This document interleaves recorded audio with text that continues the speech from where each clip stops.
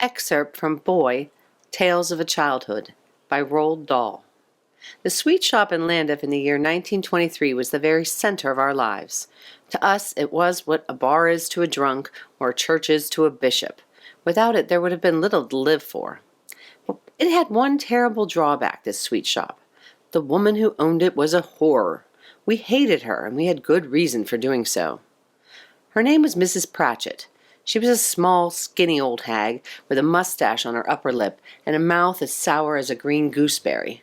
She never smiled. She never welcomed us when we went in, and the only times she spoke were when she said things like, "I'm watching you, so keep your thieving fingers off them chocolates," or, "I don't want you in here just to look around. Either you forks out or you gets out." But by far the most loathsome thing about Miss Pratchett was the filth that clung around her. Her apron was gray and greasy. Her blouse had bits of breakfast all over it, toast crumbs and tea stains and splotches of dried egg yolk. It was her hands, however, that disturbed us most. They were disgusting. They were black with dirt and grime. They looked as though they had been putting lumps of coal on the fire all day long. And do not forget, please, that it was these very hands and fingers that she plunged into the sweet jars when we asked for a pennyworth of treacle toffee or wine gums or nut clusters or whatever. There were precious few health laws in those days, and nobody, least of all Mrs. Pratchett, ever thought of using a little shovel for getting out the sweets as they do today. The mere sight of her grimy right hand, with its black fingernails digging an ounce of chocolate fudge out of a jar, would have caused a starving tramp to go running from the shop. But not us. Sweets were our lifeblood. We would have put up with far worse than that to get them. So we simply stood and watched in sullen silence while this disgusting old woman stirred around inside the jars with her foul fingers. The other thing we hated Mrs. Pratchett for was her meanness. Unless you spent a whole sixpence all in one go, she wouldn't give you a bag. Instead, you got your sweets twisted up in a small piece of newspaper, which she tore off from a pile of old daily mirrors lying on the counter. So you can well understand that we had it in for Mrs. Pratchett in a big way, but we didn't quite know what to do about it. Many schemes were put forward, but none of them was any good. None of them, that is, until suddenly, one memorable afternoon, we found the dead mouse. The Great Mouse Plot. My 4 friends and I had come across a loose floorboard at the back of the classroom, and when we prized it up with the blade of a pocket knife, we discovered a big hollow space underneath. This we decided would be our secret hiding place for sweets and other small treasures, such as conkers and monkey nuts and birds' eggs. Every afternoon when the last lesson was over, the 5 of us would wait until the classroom had emptied. Then we would lift up the floorboard and examine our secret hoard, perhaps adding to it or taking something away. One day, when we lifted it up, we found a dead mouse lying amongst our treasures. It was an exciting discovery. The Waits took it out by its tail and waved it in front of our faces. "What shall we do with it?" he cried. "It stinks," someone shouted. "Throw it out the window, quick." "Hold on a tick," I said. "Don't throw it away." The Waits hesitated. They all looked at me. When writing about oneself, one must strive to be truthful. Truth is more important than modesty. I must tell you, therefore, that it was I, and I alone, who had the idea for the great and daring mouse plot. We all have our moments of brilliance and glory, and this was mine. "Why don't we," I said, "slip it into one of Mrs. Pratchett's jars of sweets?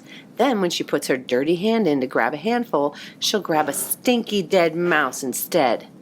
The other 4 stared at me in wonder. Then, as the sheer genius of the plot began to sink in, they all started grinning. They slapped me on the back. They cheered me and danced around the classroom. "We'll do it today," they cried. "We'll do it on the way home. You had the idea," they said to me, "so you can be the one to put the mouse in the jar."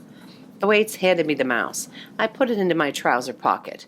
Then the 5 of us left the school, crossed the village green, and headed for the sweet shop. We were tremendously jazzed up. We felt like a gang of desperados setting out to rob a train or blow up the sheriff's office. "Make sure you put it into a jar which is used often," somebody said. "I'm putting it in the gobstoppers," I said. "The gobstopper jar is never behind the counter." "I've got a penny," Thwaite said, "so I'll ask for 1 sherbet sucker and 1 bootlace, and when she turns away to get them, you slip the mouse in quickly with the gobstoppers." Thus, everything was arranged. We were strutting a little as we entered the shop. We were the victors now, and Mrs. Pratchett was the victim. She stood behind the counter, and her small, malignant pig eyes watched us suspiciously as we came forward. "1 sherbet sucker, please," Thwaite said to her, holding out his penny. I kept to the rear of the group, and when I saw Mrs. Pratchett turn her head away for a couple of seconds to fish a sherbet sucker out of the box, I lifted the heavy glass lid of the gobstopper jar and dropped the mouse in. Then I replaced the lid as silently as possible. My heart was thumping like mad, and my hands had gone all sweaty. "And 1 bootlace, please," I heard Thwaite saying. When I turned round, I saw Mrs. Pratchett holding out the bootlace in her filthy fingers. "I don't want all the lot of you trooping in here if only one of you is buying," she screamed at us. "Now beat it! Go on, get out!" As soon as we were outside, we broke into a run. "Did you do it?" they shouted at me. "Of course I did," I said. "Well done, you," they cried. "What a super show!" I felt like a hero. I was a hero. It was marvelous to be so popular. Mr. Coombs. The flush of triumph over the dead mouse was carried forward to the next morning as we all met again to walk to school. "Let's go in and see if it's still in the jar," somebody said as we approached the sweet shop. "Don't," Thwaite said firmly. "It's too dangerous. Walk past as though nothing has happened." As we came level with the shop, we saw a cardboard notice hanging on the door. We stopped and stared. We'd never known the sweet shop to be closed at this time in the morning, even on Sundays. "What's happened?" we asked each other. "What's going on?" We pressed our faces against the window and looked inside. Mrs. Pratchett was nowhere to be seen. "Look," I cried, "the gobstopper jar's gone. It's not on the shelf. There's a gap where it used to be." "It's on the floor," someone said. "It's smashed to bits, and there's gobstoppers everywhere." "There's the mouse," someone else shouted. We could see it all, the huge glass jar smashed to smithereens with the dead mouse lying in the wreckage and hundreds of many-colored gobstoppers littering the floor. "She got such a shock when she grabbed hold of the mouse that she dropped everything," somebody was saying. "Well, why didn't she sweep it all up and open the shop?" I asked. Nobody answered me. We turned away and walked toward the school. All of a sudden, we began to feel slightly uncomfortable. There was something not quite right about the shop being closed. Even Thwaites was unable to offer a reasonable explanation. We became silent. There was a faint scent of danger in the air now.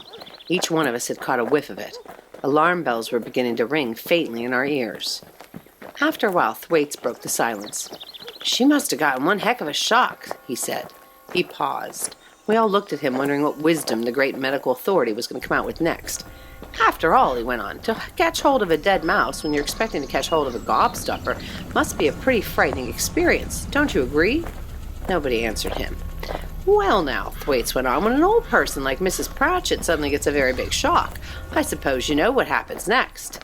"What?" we said. "What happens?" "You ask my father," Thwaites said. "He'll tell you." "You tell us," we said. "It gives her a heart attack," Thwaites announced. "Her heart stops beating and she's dead in 5 seconds.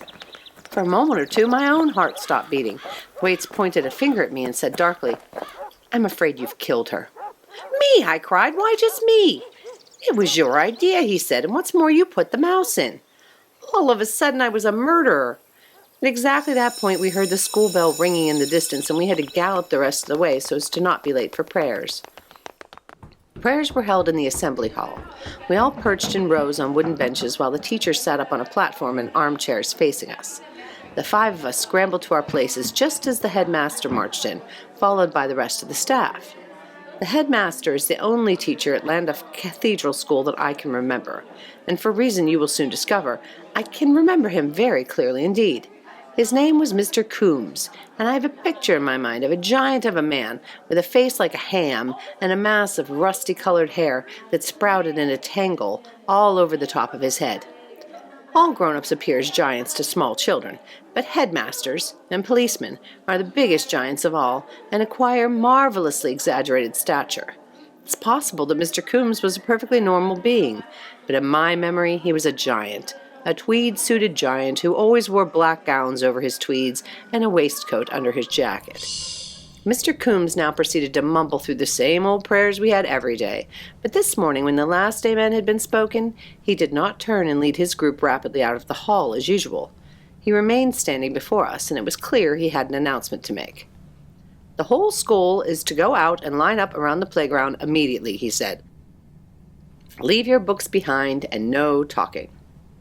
Mr. Coombs was looking grim. His hammy pink face had taken that dangerous scowl that only appears when he is extremely cross and somebody was for the high jump. I sat there small and frightened among the rows and rows of other boys, and to me at that moment the headmaster, with his black gown draped over his shoulders, was like a judge at a murder trial. "He's after the killer," Thwaites whispered to me. I began to shiver. "I bet the police are here already," Thwaites went on, "and the Black Maria's waiting outside." As we made our way out to the playground, my whole stomach began to feel as though it was slowly filling up with swirling water. "I'm only 8 years old," I told myself. "No boy of 8 has ever murdered anyone. It's not possible." Out in the playground on this warm, cloudy September morning, the deputy headmaster was shouting, "Line up in forms! 6th form, over there! 5th form, next to them! Spread out! Spread out! Get on with it! Stop talking, all of you!" Thwaites and I and my other 3 friends were in the 2nd form, the lowest but one, and we lined up against the red brick wall of the playground shoulder to shoulder. I can remember that when every boy in the school was in his place, the line stretched right round the 4 sides of the playground, about 100 small boys altogether, aged between 6 and 12, all of us wearing identical gray shorts and gray blazers and gray stockings and black shoes. "Stop that talking!" shouted the deputy head. "I want absolute silence." But why, for heaven's sakes, were we in the playground at all, I wondered? And why were we lined up like this? It had never happened before. I half expected to see 2 policemen come bounding out of the school to grab me by the arms and put handcuffs on my wrists. A single door led out from the school onto the playground. Suddenly it swung open, and through it, like the angel of death, strode Mr. Coombs, huge and bulky in his tweed suit and black gown, and beside him, believe it or not, right beside him, trotted the tiny figure of Mrs. Pratchett herself.